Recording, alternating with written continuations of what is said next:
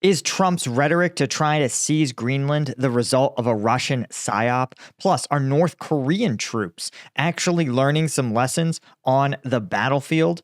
And what exactly did the defense secretary nominee have to say about Ukraine? And does he get even history wrong? I'm Paul, U.S. Army combat veteran. We're going to talk about all that, plus the Gaza-Hamas ceasefire, and who we really have to thank for it. It's a crazy news day in the world of geopolitics, but then again, what isn't? Let's get into it. Okay, so first off, I thought this was the most interesting story, that Danish intelligence has revealed that Russia actually forged a letter that sparked Trump's efforts to purchase Greenland. This was a Russian disinformation operation where they forged a diplomatic letter in 2019, right? This made it seem like Greenland's then foreign minister was actually reaching out to Trump to try to buy for Greenland, right? And indicated plans to expedite a referendum on Greenland's independence from Denmark. Now, this is actually a pretty standard Russian playbook. It's pretty well established that other instances in which fissures were created within major alliances, notably the Brexit campaign. This was something that a number of sort of forces and political entities within the EU and within the UK coalesced to do, but the Russians were also a part of it. And the reason that they support these kind of efforts is because every time they introduce a fissure in these alliances, it makes it harder for that alliance to act in concert. And in 2019, right, we now know that Putin was likely already writing his playbook about his plans to seize more of Ukraine. He likely already knew at that point that it was going to happen. He may not have had the exact date and time down, but weakening the EU was a key part of that. And the fact is that this fabricated letter was sent to U.S. Senator Tom Cotton, a noted Trump supporter. It really indicated that this may have been a project that Trump himself saw and then said, wow, I like this idea. He may have even come to believe that the people of Greenland actually wanted to leave Denmark and join the United States, right? And while the Danish intelligence says this letter was part of a Russian strategy to create divisions within NATO and strengthen its and China's positions in the Arctic, again, I think this was primarily about creating some major fissures in NATO and, of course, really making a weaker NATO that was going to be less able to respond to Ukraine. Now, the reality, of course, is that the NATO response to Putin's incursion in Ukraine was much more robust than he anticipated, right? That 3-day special operation, of course, now entering its 4th year.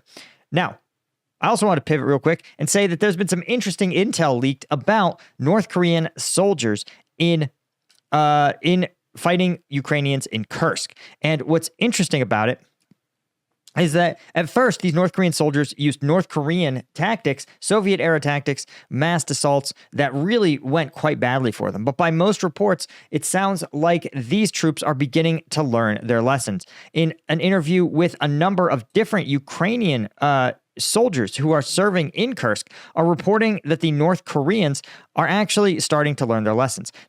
One soldier said, quote, the North Koreans, are extremely resilient, well-trained, and morally stable. Right? He continued, their level of small arms proficiency is extremely high. 10 years of military service yields results. The number of Defense Force drones that they have managed to shoot down using just small arms is seriously surprising. And this is, of course, something that I find really interesting because shooting down a drone with an individual assault rifle is extremely tough. Now, obviously, the North Koreans do, in fact, have 10 years of mandatory military service. In fact, I think it's longer. I think it's from age 16 to about 30. So I think 15 to 17 years. And so these troops probably do have a median service time of 10 years. And so especially if, imagine in the United States, we have an up or out mentality, right? So if you serve 10 years, you're not going to ever be just a lowly specialist, right? You literally can't be that long. You'll have to graduate to leadership roles.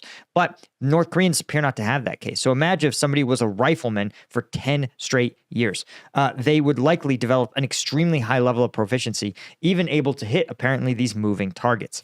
This is something that is kind of insane because in most combat, this is just something that's seen as a waste of time to train, to develop that proficiency, the ability to hit a moving target with an assault rifle. Because remember, the actual bullet you're shooting is no bigger than a pencil eraser, right? The diameter of a pencil eraser probably about the same as the diameter of a 223 or a 7.62 round or a 5.45 round. And so you have to hit you have to hit a drone, a part of a drone with just this little thing using just your iron sights. It's a really, really tough order, but the fact that they can do it at all is pretty impressive.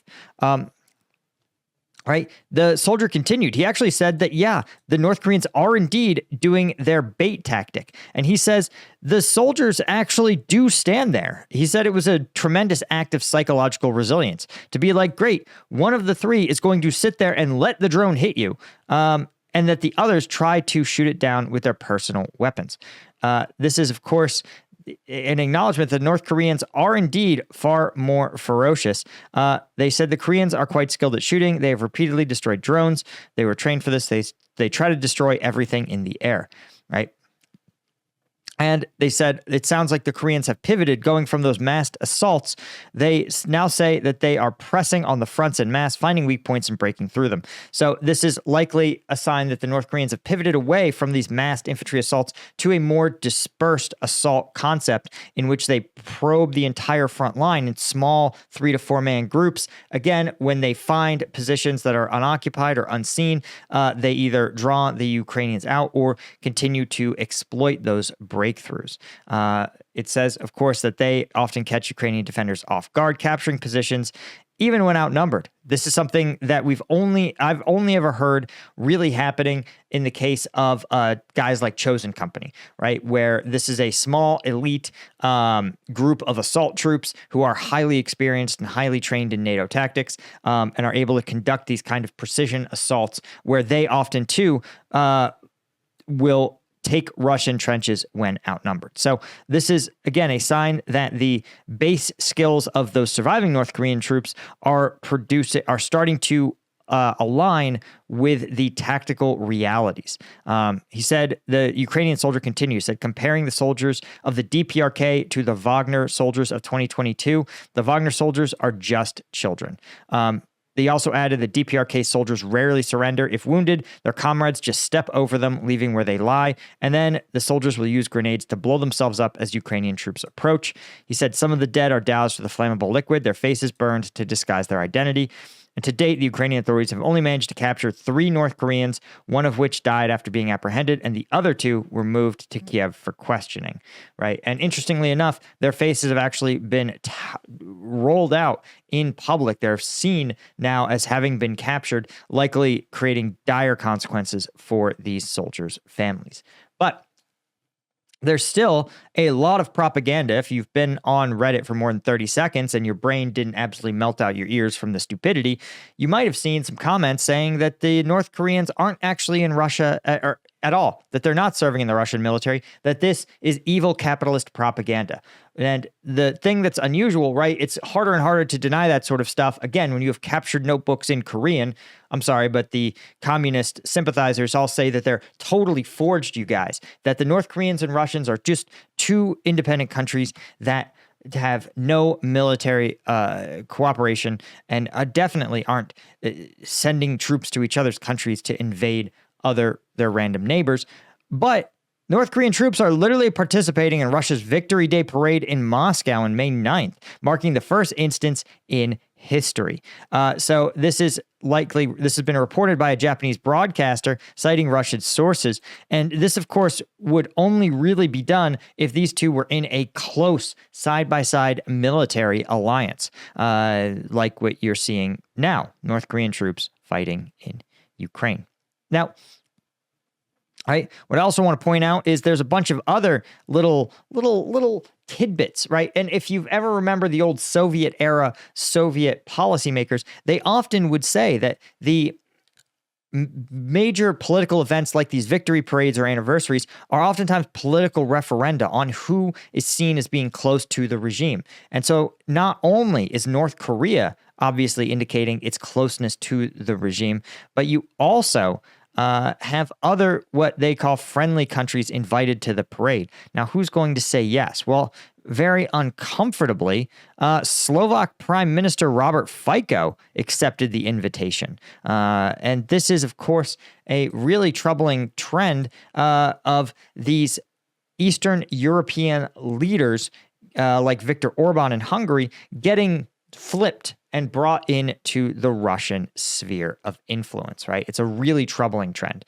But in the United States, of course, we have our own leadership coming in who has a sometimes uncomfortably friendly relationship to Vladimir Putin. But Trump may also be sending what Zelensky calls non-public messages on the war. And Zelensky says he must force Putin to diplomacy, right? And one of the things that you can be reassured about President Trump is that he has one person's interest always first on his mind, and that is his own.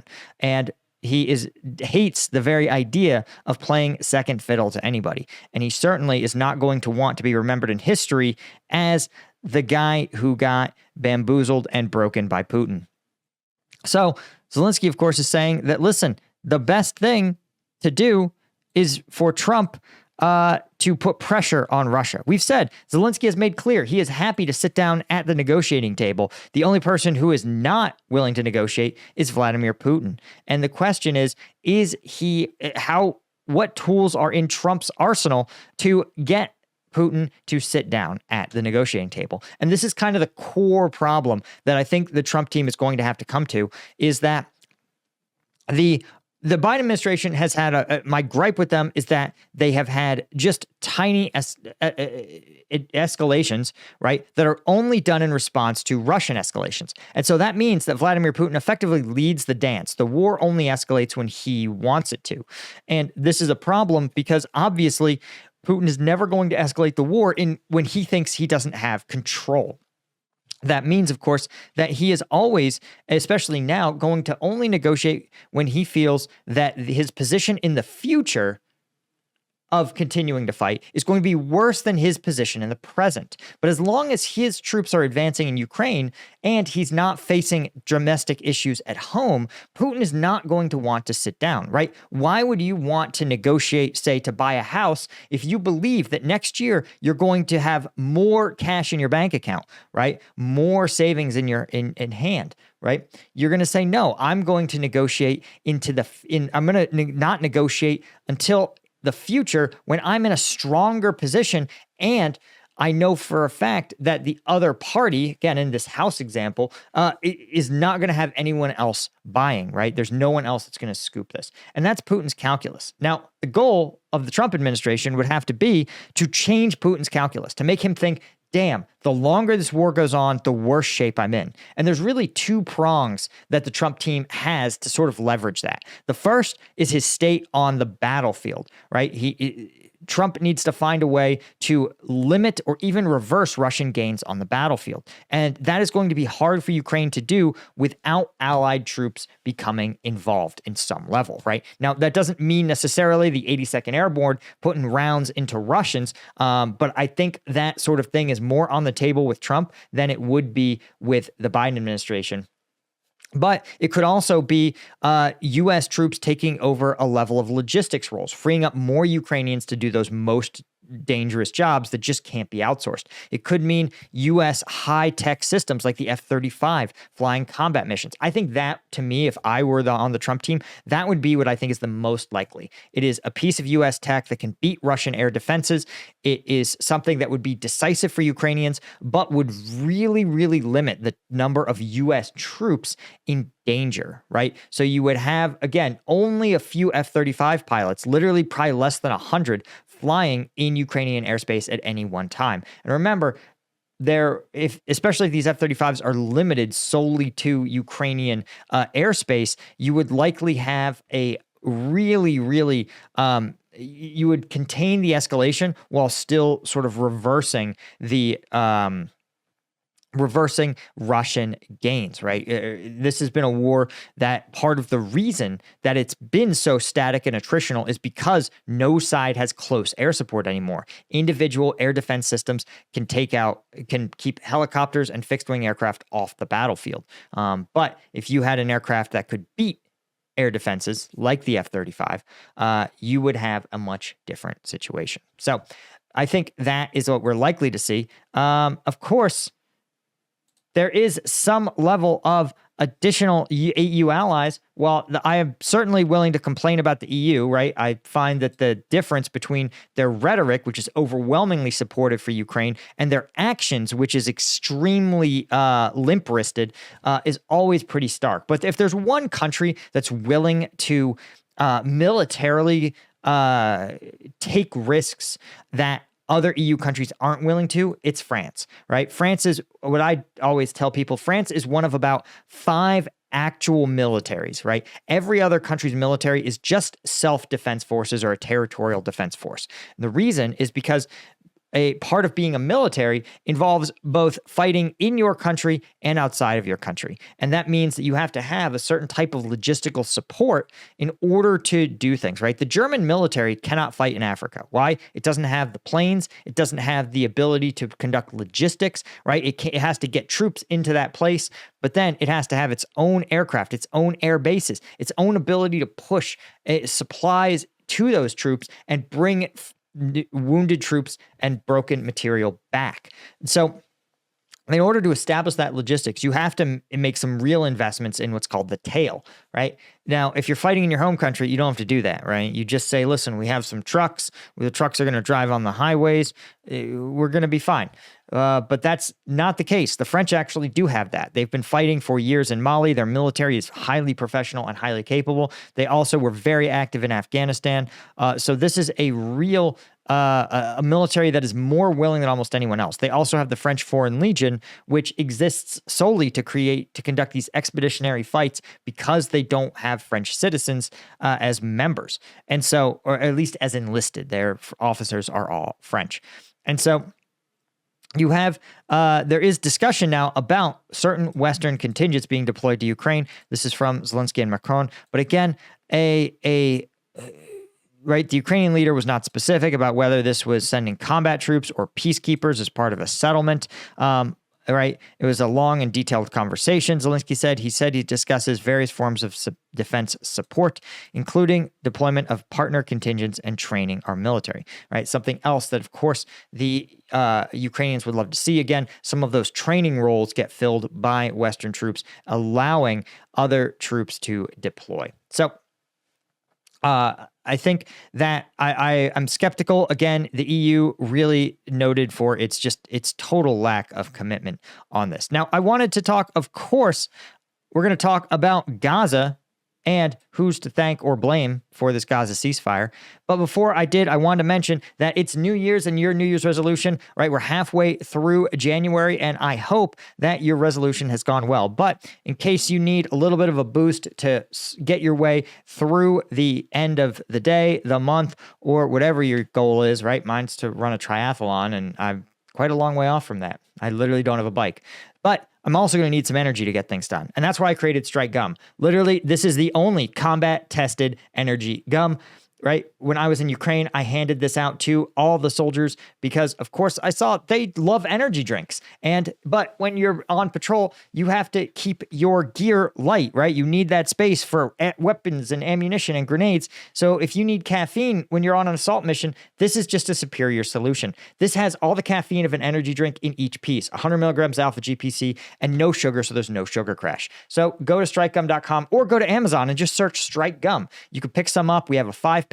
I think that's the best bet. But if you know you're a Strike Gum lover, we also offer a discount on the subscription. So you can keep sending yourself that Strike Gum, the gift that keeps on giving, and give yourself the energy to whether it's take a Russian trench or just get out and hit your mileage on the road. Strike Gum has your back. Okay. Yeah. Israel, Hamas, ceasefire deal, Gaza, the thing no one saw coming. But right, this was a really intractable problem, and this deal was reached Wednesday at the end, marking the end of 15 months of fighting on the Gaza Strip. This was going to free all of the hostages and will free a number of Palestinians from Israeli jails, and going to bring the first break in violence since that 1-week truce expired in December. And so, last December, all right? Now, what I found most interesting is that this was reportedly from weeks of intense negotiation, which implies that these negotiations never really ramped up until after the U.S. elections. And I think this is really, really interesting for a couple of reasons. The first is, of course, this is a phased agreement. Basically, it's a ceasefire with both parties have the right to do a 6-week extension. And I think that's significant because it reflects kind of this idea of momentum, that sometimes conflicts like inflation can gain its momentum and you have to introduce something sharp to create a break in it. But if you can break the momentum, right, you can create a new level of stability, right? And so the idea is to say, listen, just stop fighting for 6 weeks. And then that's enough time for institutional momentum to slow, for both sides to sort of pivot to a peacetime or peacekeeper mentality, and you can get a much improved, that state is likely to continue, right? And so that sort of mentality, of course, is what they got into this. But what I think is most significant is that it basically started after the U.S. elections. And one of the reasons, I think, is because the Biden administration, right, their base, right, had a huge contingent that was very sympathetic to Israel, right? The U.S. Democratic Party is in surveys overwhelmingly preferred by Jewish Americans, who are also overwhelmingly pro-Israel, but young voters overwhelmingly demonstrated a sympathy for the Palestinians, and particularly Palestinian civilians, though a troubling number actually also had sympathy for Hamas, a designated terror organization, which, of course, is absolutely mind-blowing to me. But the point is that Trump doesn't have this problem. Trump is like, listen, I hate terrorists. I don't give a shit what happens to the Palestinians. I am pro-Israeli. And if you're Hamas, right, you may have hoped that a U.S. administration, that their priority was at least curtailing Israeli actions, right? That was really how this kind of, what's the word I want? This sort of bifurcation of the Democratic Party. This is how sort of the Biden administration ended up navigating it. They kind of sort of supported Israel in ways that bothered them, but then they also tried to curtail or constrain Israeli actions in ways that also bothered them. So they managed to actually piss off both sides of their base through this kind of milquetoast indecisive action. And in the process, they actually, I think, likely exacerbated the length of the war by sort of giving both sides this sense that they had a level of support and could continue fighting. Hamas has no pretensions about this. They know that their ability to negotiate with Israel is going to be reduced considerably when Trump takes office, because Trump is going to say, listen, I have your back unconditionally, which again kind of blows my mind because they're another country. Like, they're not the United States. So there's very few. The only country that should have the U.S. unconditional support is the U.S. I don't know how this is a controversial statement. Don't at me in the comments. I do not fucking care. But the fact is that Hamas likely looked and said, listen, this is going to be our last chance to get a deal that isn't total dog shit, that isn't just us getting shellacked by the Israeli military for 20 plus years. And so they probably took the deal that was offered. And this is one of the things that has repeatedly been the case with the Palestinians, right? Going back to Yasser Arafat, these are guys who had sometimes phenomenal deals for statehood, and would routinely spit in their faces on the belief that there would be a future where they would be able to negotiate a better deal, where they would be in a better negotiating position. And it's very rare that I think they sit there and go, damn, our position went from good, like we went from okay, we thought actually that a a Harris victory might actually make the Israelis more constrained in their actions, improving our relative position to now being like, our position is going to get so much worse. And there's a lesson here for Vladimir Putin, right? Like we just talked about, the exact same protocol of making their leadership look and say, is our position likely to improve with time and continued conflict, or is it likely to degrade with time and continued conflict? And literally just the rhetoric. In fact, there's a reason. There's a reason Netanyahu actually called Trump and said, yo, dude, thanks so much. Now, some of this is politicking, right? Netanyahu's out here making friends. And again, President Trump, whose love for President Trump is absolutely top priority in his mind, loves getting a call saying, thank you, President Trump. You're so brave. You're so capable. Like, and somehow, despite him being like 80 years old, he still just like needs to hear that, which is, again, sad. Imagine if I was just like, please tell me you love me in the comments.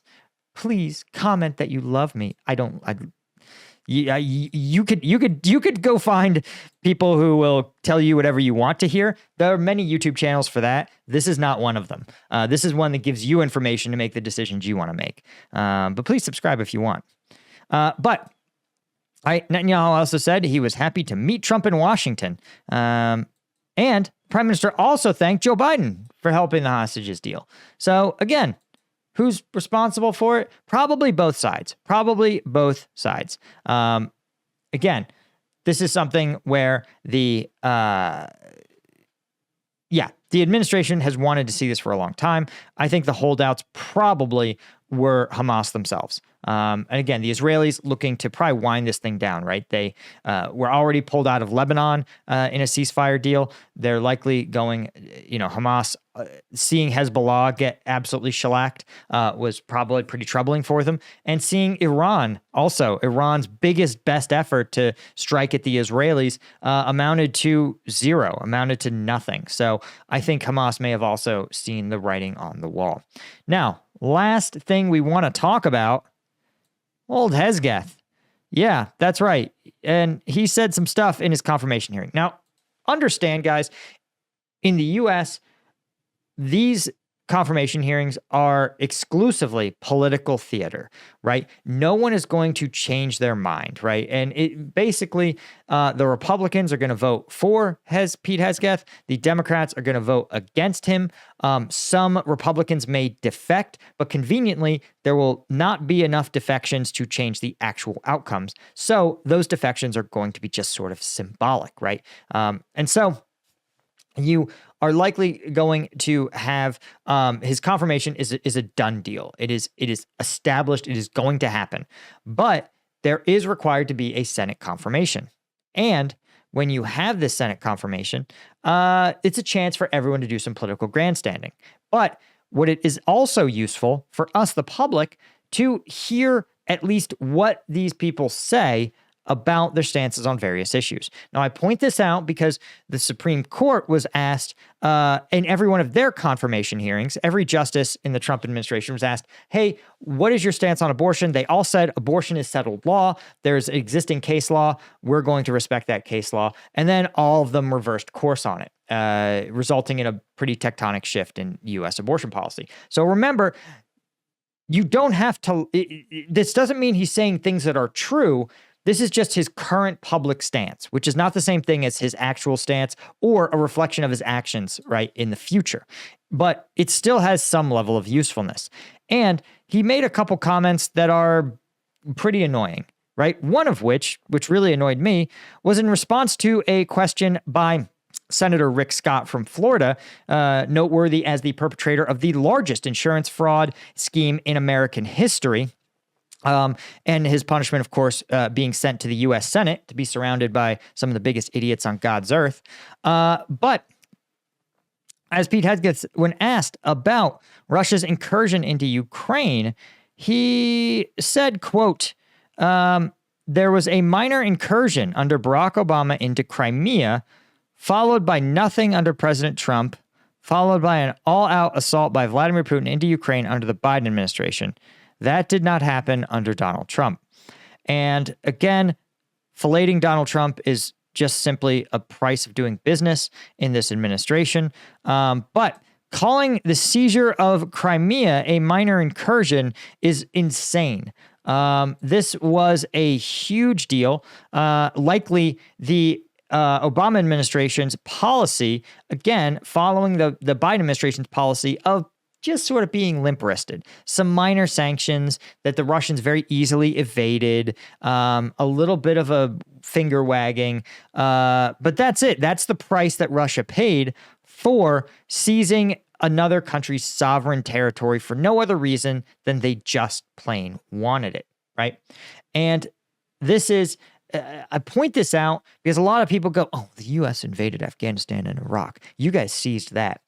The key difference is that right now, today, Afghanistan is a free country. They can do any fucking thing they want. They're run by the Taliban. But there was a free government in Afghanistan that was elected and could make any deals with anyone they wanted, right? Obviously, when you're bankrolled by the United States, their government was going to be very courteous to the U.S., but it was their own government.